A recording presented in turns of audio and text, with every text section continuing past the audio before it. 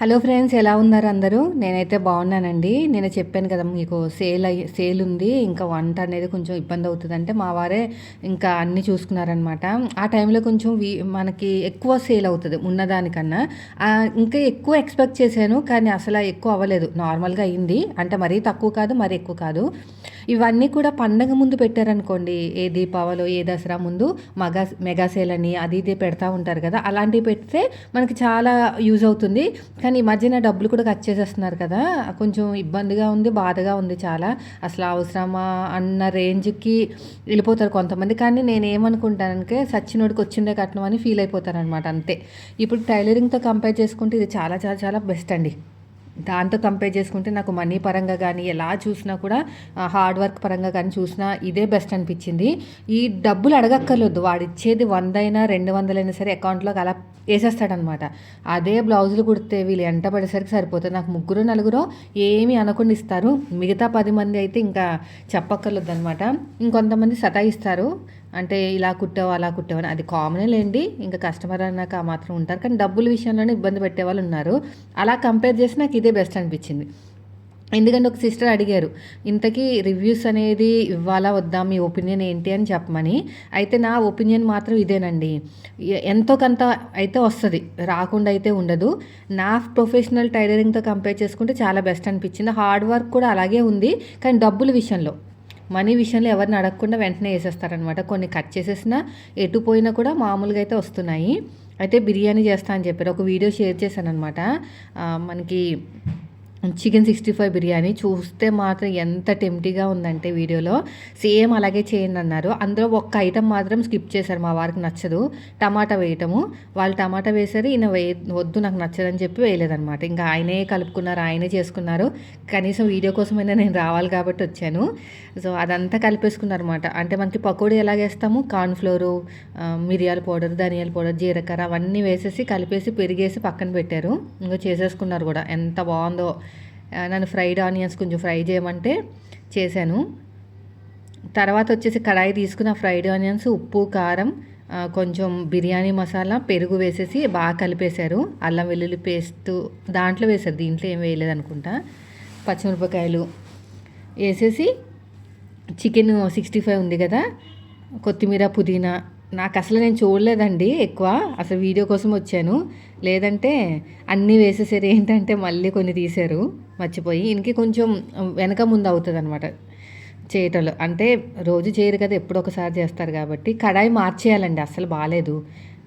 Stainless steel కొనేస్తాను, review ఇవ్వడానికి తీసుకుంటాను కదా, అప్పుడు ఉంచేసుకుంటే బెస్ట్. ఈ కడాయి ఎప్పుడుదో అంటే క్వాంటిటీ కరెక్ట్గా వస్తుంది అనమాట మాకు, కానీ ఇంకా మార్చేయాలి, అస్సలు బాగాలేదు. మంచిదేమో దొరికితే తీసుకుంటాను. సో అయిపోయిందండి, కొంచెం ఉప్పు కారం తగ్గినట్టు అనిపించినట్టుంది, మళ్ళీ వేశారు.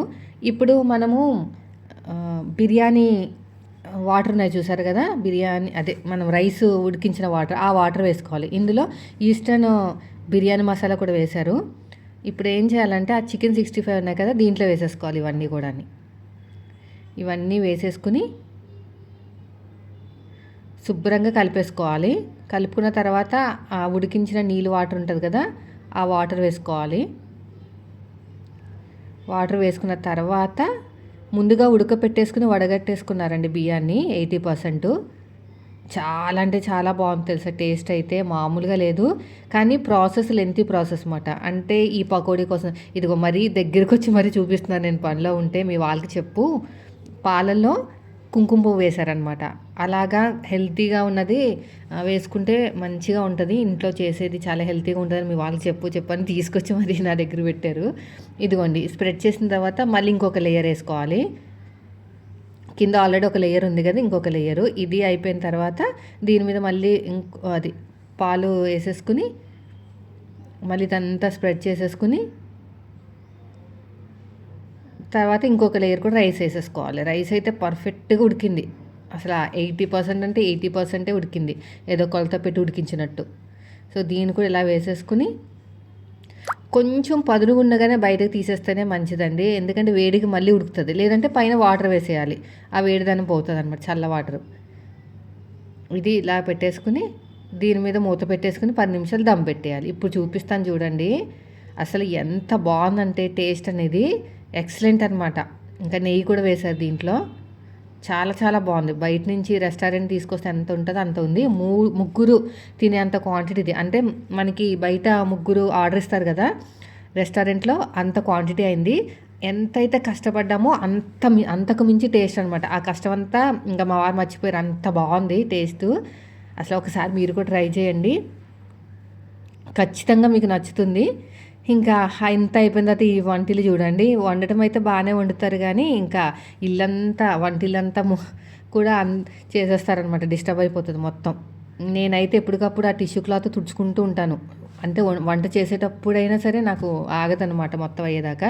నాకు ఇలా ఉంటే అసలు నచ్చదు. ఇంకా కొన్ని వీడియోస్ పోస్ట్ చేసిన తర్వాత రెస్ట్ తీసుకుందామని వచ్చి ఇంకా ఇవన్నీ శుభ్రంగా కడిగేసుకుని ఆ సామాన్లు ఉన్నాయి అవన్నీ తోమేసుకుని ఇంకా సదిరేసి మళ్ళీ కొంచెంసేపటికి మళ్ళీ వీడియోస్. అంత కష్టపడి 15 వీడియోల దాకా పెట్టానండి. పెద్దగా కమిషన్ ఏమి రాలేదు. నాకు అనిపించింది అనమాట, ఎప్పుడంటే అప్పుడు కొనేస్తారేంటి, మనమైనా అంతే కదా. సేల్ అనేది మనకి ఎప్పుడైనా సరే పండగ ముందు ఆ టైంలో వస్తే బాగుంటుంది కానీ పండగ అయిపోయిన తర్వాత సేల్ వస్తే అంత ఏముండదు. ఇప్పటి నుంచి ఏం చేయాలంటే నాకు ఇది అంతా ఫస్ట్ టైమే. ఇంకో అంతా అయిపోయిందండి, అంతా క్లీనింగ్ అయిపోయింది, సదటాలు అయిపోయింది. నాకు ఫస్ట్ టైం కాబట్టి నాకు అర్థం కాలేదు. నెక్స్ట్ టైం అయితే మళ్ళీ చూసుకుని బుక్ చేసుకుంటాను. ఫ్రూట్స్ కూడా వచ్చాయి. ఎంత ఎడిక్ట్ అయిపోయామంటే ఫ్రూట్స్కి అసలు మీరు ట్రై చేయండి ఒక్కసారి. నేను చెప్తున్నాను కదా, ప్రతిరోజు చెప్తున్నాను, ఒక్కసారి చిన్న బాక్స్ ట్రై చేయండి. అసలు మీకు డిఫరెన్స్ అనేది బాగా తెలుస్తుంది. ఇవన్నీ మనం చేసుకోవాలంటే టైము టేకింగే, డబ్బులు కూడా అవుతాయి. సో ఇక్కడ మనీ అవుతున్నాయి కానీ మనీ పెట్టి కొన్ని అది చేసిస్తున్నారు కాబట్టి మనం ఈజీగా తినొచ్చు అనమాట. ఇదేంటో తెలుసా, గ్యాస్ చాలా బాగా సాల్వ్ అయిందండి మా వారికి. ముందు ఇది నోట్లో వేసేసుకుని ఒక స్పూను వేడి వాటర్ తాగేయాలి. జీలకర్ర, ధనియాలు, వాము, సోంపు అన్నీ కూడా మిక్సీ పట్టేయటమే. ఫ్రై చేసి పెట్టాలా చేయకుండా పెట్టాలా నేను అడిగి చెప్తాను. ఇది మా అత్తయ్యగా చేసి వెళ్ళారనమాట. చాలా బాగా పనిచేసింది. చల్లనీళ్ళతో తాగేవారు ఫస్ట్లో, పని చేయలేదని చెప్తే చన్ననీళ్ళతో కాదు వేడి నీళ్ళతో తాగాలి అంటే, వేడి కాస్తున్నాను కదా నేను, ఆ వేడి నీళ్ళు ఫస్ట్ అయితే పడగడుపు అనమాట, ఏం తినకుండా నోట్లో ఒక స్పూన్ వేసేసుకొని అప్పుడు వేడి వాటర్ తాగేస్తే సాల్వ్ అయిపోతుంది ప్రాబ్లం. అసలు మీరు నైట్ టైంలో ఎంత లేట్గా తిన్నా కూడా గ్యాస్ అనేది పట్టదు.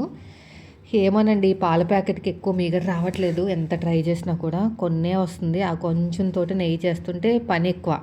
ఇప్పుడు మీరు 1/2 కేజీ 1 కేజీ నెయ్యి చేసిన అదే టైము, ఒక 1/4 కిలో నెయ్యి చేసిన అదే టైము, అదే చాకిరి, అవన్నీ తోముకుంటారు కడుక్కుంటారు. అది నా బాధ. కానీ ఇంకా ఇంట్లో అయితే కొంచెం నెయ్యి ఉంది. అది అయిపోయిన తర్వాత మళ్ళీ కొంచెం చూడాలి, బయట కొనాలా లేదా చేయాలా. చేసిన నెయ్యి అయితే చాలా బాగుంటుంది.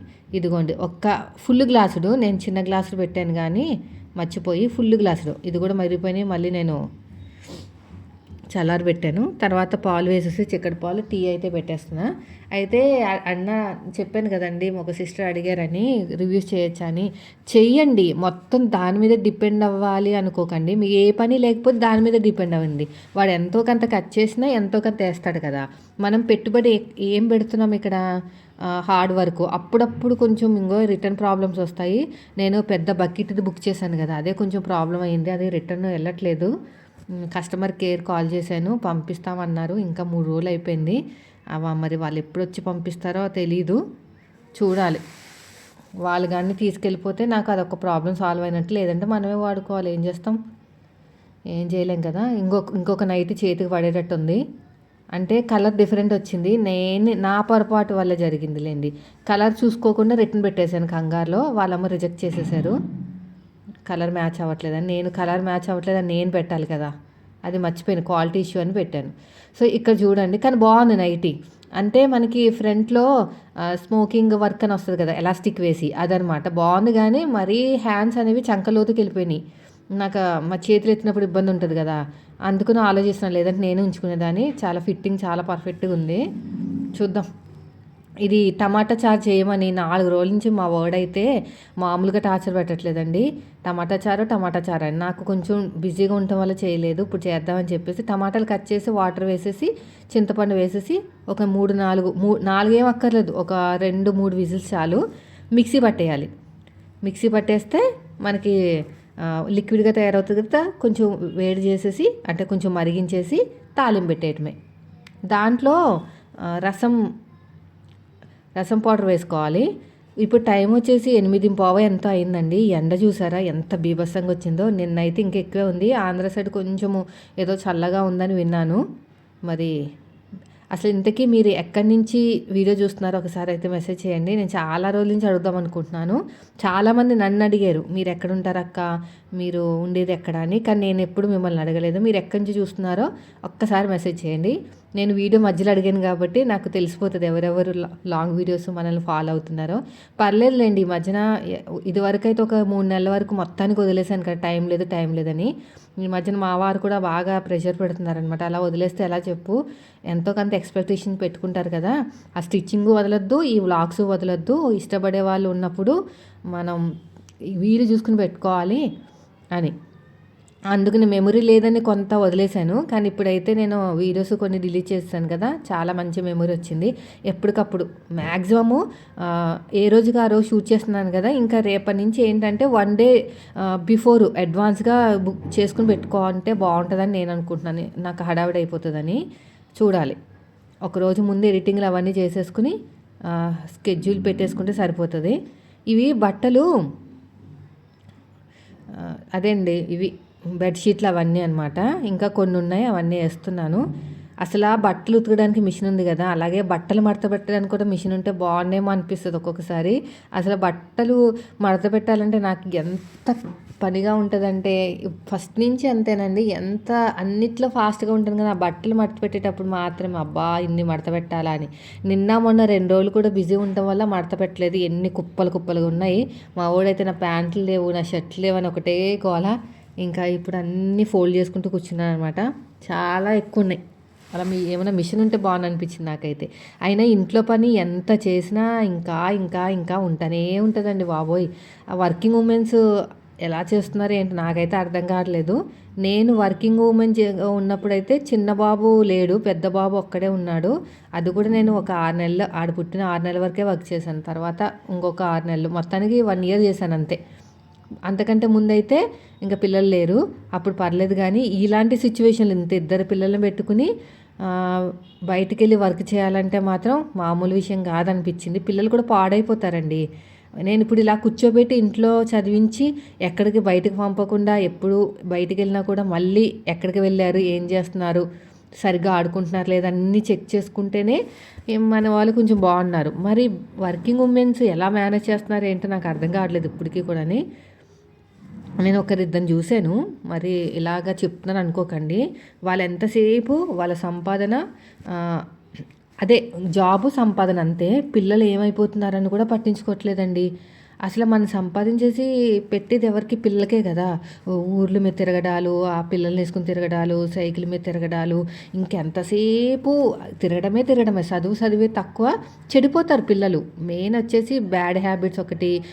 వాళ్ళు ఎలా మాట్లాడుతున్నారు, ఎలా బిహేవ్ చేస్తున్నారు అవన్నీ అబ్జర్వ్ చేయకుండా పొద్దున వెళ్తారు పేరెంట్స్, ఇద్దరు నైట్ వస్తారు. తర్వాత వాళ్ళు ఎలాగా బిహేవియర్ ఎలా ఉంటుంది, చదువు పక్కన పెట్టినా వాళ్ళు ఎలా బిహేవ్ చేస్తున్నారు, ఆటలు ఆడుకునేటప్పుడు ఎక్కడెక్కడ తిరుగుతున్నారు అవి ఏం పట్టించుకోవట్లేదు. ఎంతసేపు వాళ్ళు జాబ్ చేసేవాళ్ళు ఓకే, డబ్బుల కోసం చేస్తారు. కానీ ఫస్ట్ పిల్లలు ఇంపార్టెంట్ కదా. కొంచెం పిల్లలు పెద్దగా అయ్యే వరకు ఇంట్లో జాబ్ చేసుకోవాలి ఏదైనా ఇట్లాంటిది. ఏమో నేనైతే అలా అనుకుంటున్నాను. మరి మీలో ఏమైనా కొంతమంది కోపం రావచ్చేమో, చెప్పలేను. ఎందుకంటే నేను ఏది దాచుకోను కాబట్టి మొత్తం జెన్యూన్గా ఉంటాను. నెగిటివ్ కామెంట్స్ని ఫేస్ చేస్తూ ఉంటాను. బయట ఒక్కలా మాట్లాడి లోపల ఇంకోలా పెట్టుకునే టైప్ అయితే కాదండి.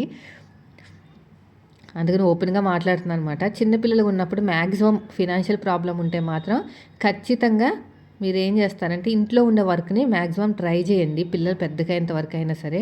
అసలు పెద్దగైనా కూడా మనం ఎప్పుడూ చూసుకుంటూ ఉండాలేమో నాకు తెలిసి. అసలు రోజులు బాగాలేదు కదా, ఈ ఫోన్లు వచ్చిన తర్వాత సగం చెడిపోయారు పిల్లలు అయితే మొత్తానికే. అసలు ఆ వీడియోస్లో నేను వెళ్తాను కదండి, ఓపెన్ చేయగానే ఏ దరిద్రపు వీడియోనే తగలడుతుంది ఓపెన్ చేయగానే. అసలు ఎందుకు అలాంటి వీడియోస్ వస్తాయో తెలీదు.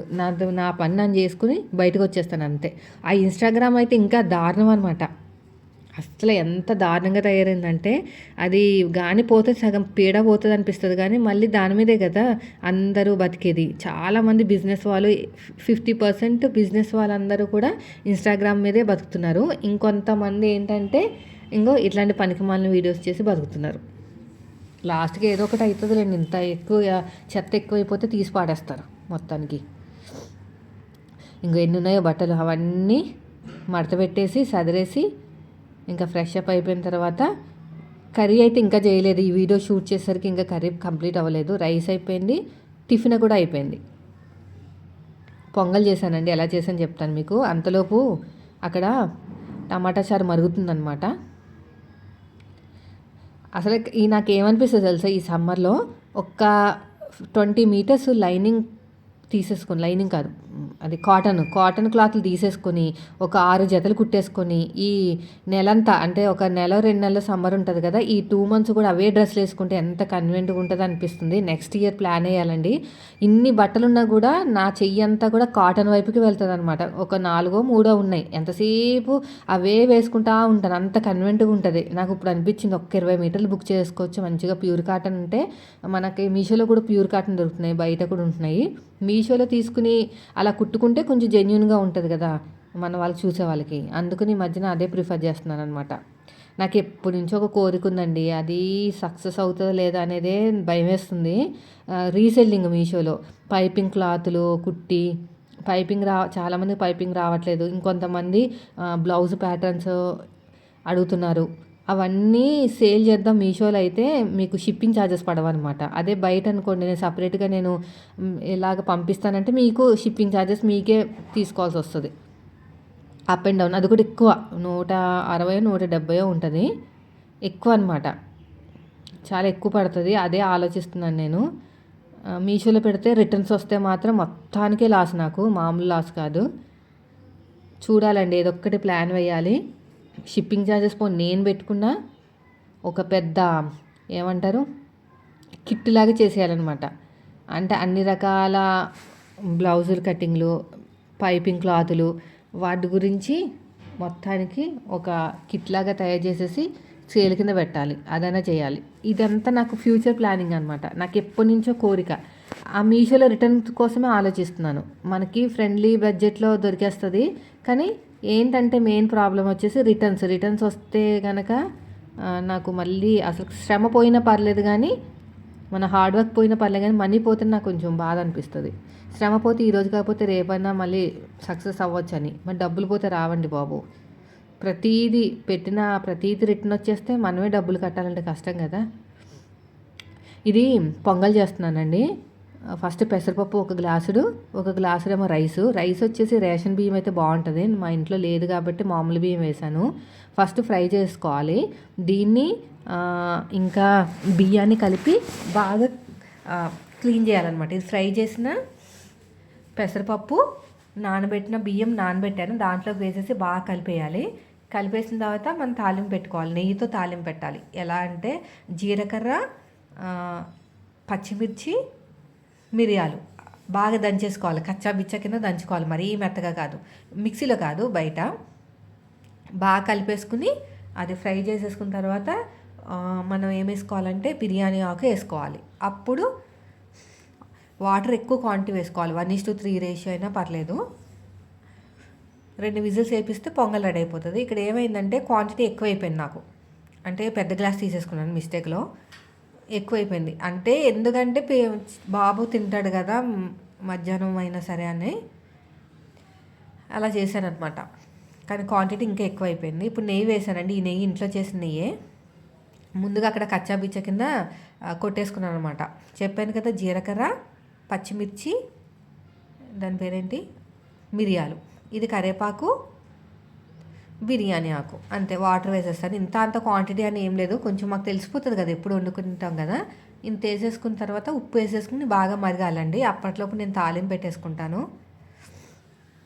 టమాటా చారు కూడా చెయ్యాలనుకుంటే చెయ్యండి, రివ్యూస్ ప్రాబ్లం ఏం లేదు. కానీ పెద్ద పెద్ద ఐటమ్స్ బుక్ చేయకండి. ఇప్పుడు చూసారు కదా, తీసుకెళ్ళడానికి ఇబ్బంది పడుతున్నారు. నేను చాలా ఆలోచించాను రిటర్న్ పెట్టడానికి. సర్లే ఏం కాదులే చూద్దాం ఒకసారి అనిపించింది. ఫ్లిప్కార్ట్లో బుక్ చేసినప్పుడు మాత్రం బాగానే రిటర్న్స్ వెళ్ళిపోయినాయి. ఎంత పెద్ద పెద్దవి బుక్ చేశాను, టేబుల్స్ కూడా బుక్ చేశాను. ఆ పెద్ద ప్రాబ్లం అనిపించలేదు. కానీ ఈ మీషోతో ఈరోజు ప్రాబ్లం వచ్చింది. చూద్దాం, రిటర్న్ వెళ్ళాలి కదా, వెళ్ళకపోతే ఇంకేం సచ్చినట్టు మనమే వాడుకోవాలి, ఏం చేయాలి. ఇంకోసారి బుద్ధి తక్కువే బుక్ చేశాను, ఇంకోసారి బుక్ చేయకూడదు అనుకోవాలి. మీకు కావాలనుకుంటే మీరు బుక్ చేసేసుకోవచ్చు. క్వాలిటీ చాలా బాగుందండి, ప్రాబ్లం ఏమి లేదు, క్వాలిటీ బాగుంది. క్వాంటిటీ అనేది కూడా మనకు ఒకటి తక్కువ ఇచ్చారు, ఒకటి ఇరిగిందనమాట. దాని గురించి తప్ప, లేదంటే క్వాలిటీ విషయంలో ప్రోడక్ట్ చాలా బాగుంది. కానీ నేను వీడియోలో అలా ఇరిగింది, తక్కువ ఇచ్చారని చెప్పలేదు. ఎందుకో తెలుసా, మనకేదో అలా వచ్చిందని ఇంకా మొత్తం ఎంటైర్ కంపెనీని బ్లేమ్ చేయకూడదు కదా. అది కూడా మన సోషల్ మీడియాలో ఉన్నాం కాబట్టి ఏదో మనకి తప్పు జరిగింది కాబట్టి మనం రిటర్న్ ఇచ్చేస్తున్నాం మన వైపు. అంటే మనకి తప్పుగా వచ్చింది కాబట్టి. క్వాలిటీ మాత్రం చాలా బాగుంది. ఒకటి తక్కువ వచ్చింది, ఒకటి ఇరిగిపోయింది చాట. అందుకు రిటర్న్ పెడుతున్నాను తప్ప, నార్మల్గా అయితే అంత బాగుంటే అసలు కళ్ళు మూసుకుని తీసేసుకోవచ్చు. అంత బాగుంది క్వాలిటీ అంతా కూడా. మొత్తం కాంబో సెట్ కదా. ఇప్పుడు తాలింపు పెట్టడానికి నేను ఎక్కువగా జీలకర్ర, ఆవాలు, కరివేపాకు, ఎండుమిర్చి అంతే. అందులో బెల్లం వేసానండి టమాటా చారులో. పసుపు, తర్వాత వచ్చేసి కారం కాదు, పసుపు, ఉప్పు వేసాను. ఇప్పుడు తాలింపు పెట్టేస్తాను. అసలు తాలింపు పెట్టినప్పుడు అయితే ఇంతలాగా క్లీన్ చేస్తానా, మొత్తం చుట్టూ స్ప్రెడ్ అయిపోతుంది. అందుకనే నేను ఏమంటారు 100 టైమ్స్ కూడా యూజ్ చేయొచ్చు. రీయూజబుల్ టవల్స్ ఉంటాయి కదా, అది తీసుకుంటూ ఉంటాను అనమాట. నాకు అదే సెట్ అవుతుంది. మీలో నాలాంటి వాళ్ళు ఎవరైనా ఉంటే, ఇలా అస్తమాను క్లీన్ చేసుకుంటూ కూర్చునే వాళ్ళు ఉంటారు కదా, వాళ్ళు ఉంటే కనుక మీరు ఖచ్చితంగా టవల్స్ తీసుకోండి. అవి రీయూజబుల్ టవల్స్ అని 100 టైమ్స్ యూజ్ చేసుకుని పాడేయచ్చు. చూడండి భలే ఉంది. టేస్ట్ అయితే బాగా వచ్చింది. 2 పూటలకు వచ్చేస్తుంది. ఈరోజు చాలా లేట్ అయిపోయిందండి వంట. ఎందుకంటే బట్టలు మడత పెట్టాలి, అవన్నీ పెట్టుకున్నాను కదా, అందుకుని. దీంట్లో బియ్యము, పెసరపప్పు కలిపేసి పెట్టుకున్నాం కదా, అది వేసేసుకోవాలి. బాగా ఉడకాలండి. ఉడికిన తర్వాత ఇంకా కొంచెం, అంటే కొంచెం ఎక్కువ వాటర్ ఉన్నప్పుడే విజిల్ పెట్టేసుకోవాలి. 2-3 విజిల్స్ అది వచ్చేస్తే సరిపోతుంది. నాకు ఎక్కువ అయిపోయింది. చూస్తున్నారు కదా మీరే, చూస్తే తెలిసిపోతుంది. చూడండి క్వాంటిటీ అనేది ఎంత ఎక్కువ ఉందో. ఎక్కువ అయిపోవడం వల్ల నాకు పర్ఫెక్ట్గా ఉడికిందనమాట. మీరు బాగా మెత్తగా ఉడికించుకోవాలి. ఎప్పుడైనా సరే పొంగల్కి మెత్తగా ఉంటేనే బాగుంటుంది. మరీ బిర్యానీ లాగా పొడి ఉంటే అస్సలు బాగోదు. ఇంకా చట్నీ చేయాలి కదా, దీనికోసం నేను పల్లీల చట్నీ అయితే బాగుంటుందండి. మామూలు చట్నీ కన్నా పల్లీల చట్నీ చాలా బాగుంటుంది. జీలకర్ర వేసేస్తాను ఫస్ట్. పల్లీలు కదా, మళ్ళీ దురదలు అయ్యి వస్తాయన్నమాట. జీలకర్ర ఖచ్చితంగా వేసుకోవాలి. పల్లీలు ఎక్కువ వేసుకోవాలి కొంచెం. ఇంకా పల్లీలు వేసుకున్న తర్వాత కొబ్బరి వేసుకుంటే బాగుంటుంది, కానీ మా ఇంట్లో కొబ్బరి లేదు, అందుకని పుట్నాలు వేసుకుంటున్నాను. పుట్నాలు వేసుకుని పచ్చిమిర్చి అంతే, బాగా ఫ్రై చేసుకుని మిక్సీ పట్టేసుకుంటే సరిపోతుంది. సో వీడియో నచ్చితే మాత్రం లైక్ చేయండి. కర్రీ అయితే ఆలు ఫ్రై చేస్తాను, అదేం వీడియో షూట్ చేయలేదు. ఇప్పటికే 11 అయిపోయింది. మీకు లేట్ అయిపోతుంది వీడియో అని చెప్పేసి అప్లోడ్ చేసేస్తున్నాను. ఇంకా స్నానం చేసేసి రెడీ అయిపోయి, ఒక సిస్టర్ అన్నారు వంట చేయకముందే స్నానం చేయండి సిస్టర్ అని. మ్యాక్సిమం ట్రై చేస్తున్నానండి, అనుకుంటున్నాను. కానీ ఏంటంటే వంట రూమ్లోకి వెళ్తే మొత్తం మళ్ళీ స్వెట్టింగ్ వచ్చేసి ఎలా పడితే అలా అయిపోయి అవుతుందన్నమాట. పనులన్నీ అయిపోయిన తర్వాత చక్కగా ఇలాగా స్నానం చేస్తే చాలా ఫ్రెష్గా అనిపిస్తుంది. ఆ వీడియోస్ దగ్గర కూడా కొంచెం ఫేస్ అనేది బాగుంటుందన్నమాట. ఈ వంట అంతా చేసుకునేసరికి వెళ్ళేసరికి ఆ బట్టలు కూడా ఆయిల్ అయిపోతున్నాయి. అంటే ఏదో ఒకటి మీద పడతాయి కదా, అందుకని అనమాట. యాక్చువల్గా అయితే స్నానం చేసే వంటింట్లోకి రావాలి, కుదరట్లేదు పొద్దున పిల్లలతోటి, ఈ వంటలతోటి. ఈ సమ్మర్ కదా మెయిన్, అందుకుని ఈ వంటింట్లో ఉంటే మగ్గిపోతున్నామండి, మామిడికే మగ్గిపోయినట్టు. ఇప్పటికే స్వెట్టింగ్ అలా వచ్చేస్తుంది నాకైతే. అయిపోయింది. ఇప్పుడు మీకు చూపిస్తాను చూడండి. కరెక్ట్గా బిర్యానీలా ఉడికింది, ఇంకా మెత్తగా, ఇంకా కొంచెం వాటర్ ఉండాలన్నమాట. ఇప్పుడు టైం లేదు, ఈయనకి ఆఫీస్ టైం అయిపోయింది. 10:30 అయిపోయింది అన్నమాట ఇప్పటికే. మీకు వీడియో వచ్చేసరికి 11:30 అవుతుంది. ఎడిటింగ్లు అవన్నీ చేయాలి కదా, అందుకుని. ఎడిటింగ్ చేయడానికి కనీసం ఒక 40 మినిట్స్, లేదంటే 40 మినిట్స్ ఏం పట్టదు. వాయిస్ ఓవర్ ఇవ్వాలి కదా, వాయిస్ ఓవర్ 30 మినిట్స్ మీరు వీడియో చూస్తున్నారంటే 30 మినిట్స్ వాయిస్ ఓవర్ ఉంటుంది మీకు. ఇదిగోండి పొడిగా వచ్చింది, అలా రాకూడదు, ఇంకా కొంచెం వాటర్ పడతాయి. సో ఇదండి ఈరోజు వీడియో. నచ్చితే మాత్రం ఖచ్చితంగా లైక్ చేయండి. మళ్ళీ రేపు మంచి వీడియోతో మీ ముందుకు వస్తాను. Thank you for watching.